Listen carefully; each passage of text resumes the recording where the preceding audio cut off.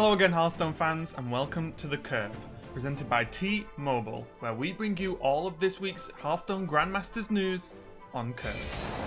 This week saw the round robin phase of Grandmasters kick off. With only 4 weeks of Conquest format matches left, time is tight and our players have to collect as many wins as possible to avoid relegation, and instead book a spot in the playoffs. Across the regions in Division A, we had players already separating themselves from the pack with 2 wins, although in Europe, Ball Control was the only player to accomplish this feat. Meanwhile, in B divisions, Purple took a tough 2 losses this past weekend along with Frosty, Dawn and Zim.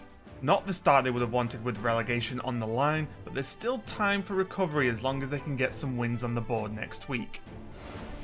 We witnessed some incredible matches over the weekend and have gathered some must-watch recommendations from each region. Over in the Asia Pacific region, Sunday was ended with a matchup between Tyler and Shaxi that had it all. Some explosive games bookended a tense battle between Tyler's Priest and Shaxi's Rogue, where we saw Shaxi take his own unique approach to the matchup. Meanwhile, in Europe, we saw Viper, with the help of Lorewalker Cho, very generously donate his spells to his opponent Boston. For most of the game, Viper focused on not letting Boston stick any minions to the board, as well as stacking his opponent's hand with spells to force him to overdraw every turn.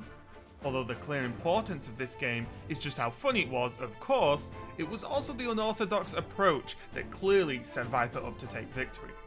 And across the way in the Americas region, Frozen and Firebat battled it out in a back and forth series. With both players bringing quite different lineups, we got to see Mage and Zoo Warlock clash, along with Rogue getting an unexpected win. Week 1 was a disaster for Rogue. Brought by almost every player, it only managed a meager 40% win rate across the weekend.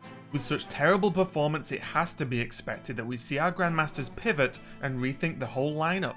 With Hunter and Priest especially underrepresented, we may end up seeing a completely different metagame going into Week 2.